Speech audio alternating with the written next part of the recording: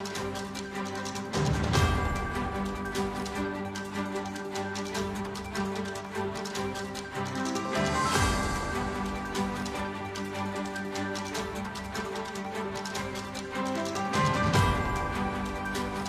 ये पूछना चाहती हूँ कि टाइम के बदले मार्क्स देने का प्रोविजन कहाँ से आता है। टाइम अगर आपने कम दिया था तो उसके बदले आपको टाइम अलॉट करना चाहिए था ना, और आप सीधा 100 से 150 मार्क्स कैसे बढ़ा सकते हैं। गई तो मेरा नीट और पढ़ाई से विश्वास उठ चुका है, क्योंकि मैंने पूरे साल इतनी मेहनत करी, ना मैं सोई अच्छे से, ना मैंने खाया। मैं एक बार ध्यान दीजिए, लाखों बच्चों का फ्यूचर यहाँ दांव पे लगा हुआ है।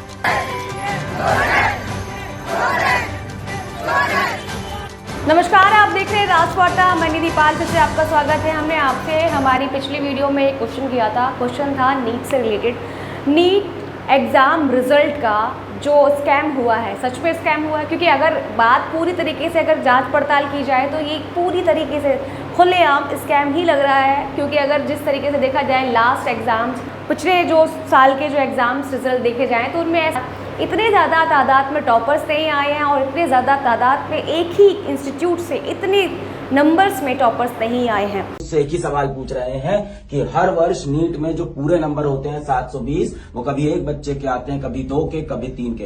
पर इस वर्ष 67 बच्चों के एक साथ 720 में से 720 आए हैं, जो कि बिल्कुल भी नॉर्मल नहीं है।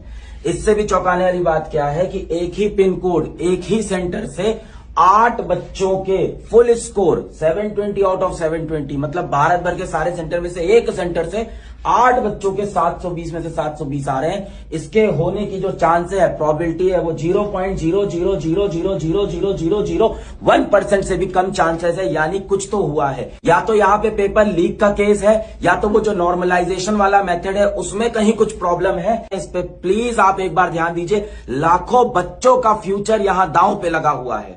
और साथ में ये आपको बता दें कि जो टॉपर्स हैं उनमें सभी को एम्स में एडमिशन नहीं मिलेगा। तो अब साफ जो स्कैम दिख रहा है एनटीए की तरफ से, जो जवाब मिल रहे हैं उससे भी यही साफ जाहिर होता है। तो पेरेंट्स और हमारे जो स्टूडेंट हैं जो कंपटीशन में इन्वॉल्व हैं वो काफ़ी चिंतित हैं। मतलब एक अच्छा गवर्नमेंट कॉलेज एक्सपेक्ट कर रही थी, पर इस बार रैंक में बहुत ज़्यादा इन्फ्लेशन आ गया है, जिसके कारण मुझे इस बार शायद MBBS कॉलेज नहीं भी मिल सकता है। तो मैं बस एनटीए से ये पूछना चाहती हूँ कि आपने किस बेसिस पे बच्चों को ग्रेस मार्क्स दिया है। बच्चों को 100 to 150 मार्क्स भी अलॉट किया गया है एज अ ग्रेस मार्क्स, और उन्होंने इसके लिए ये बताया है कि बच्चों को टाइम में कुछ मैनेजमेंट नहीं हो पाया था, तो उसकी वजह से उन्होंने मार्क्स दिया। तो मैं उनसे ये पूछना चाहती हूँ कि टाइम के बदले मार्क्स देने का प्रोविज़न कहाँ से आता है। टाइम अगर आपने कम दिया था तो उसके बदले आपको टाइम अलॉट करना चाहिए था ना, और आप सीधा 100 से 150 मार्क्स कैसे बढ़ा सकते हैं।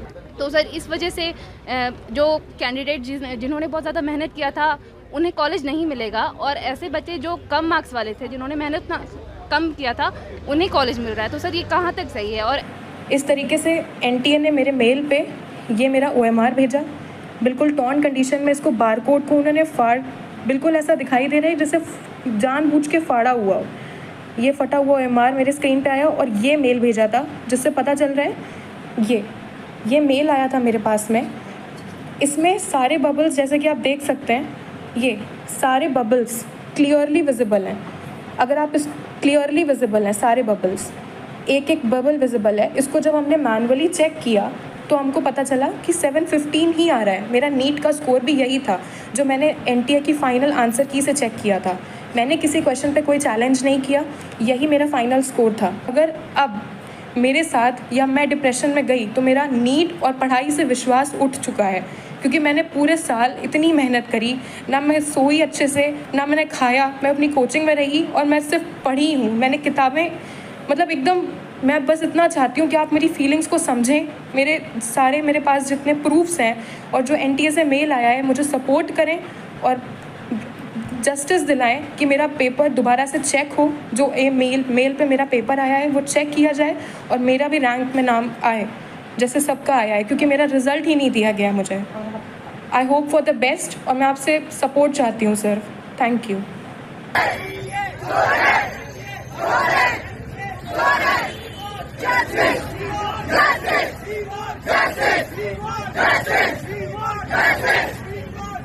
और देश को भी इसके साथ चिंता ज़रूर करनी चाहिए, क्योंकि अगर ऐसे ही भविष्य के साथ खिलवाड़ होता रहेगा तो हमारा युवा पीढ़ी, हमारा आने वाला भविष्य कितना बदतर हो सकता है, ये आप खुद अंदाज़ा लगा सकते हैं।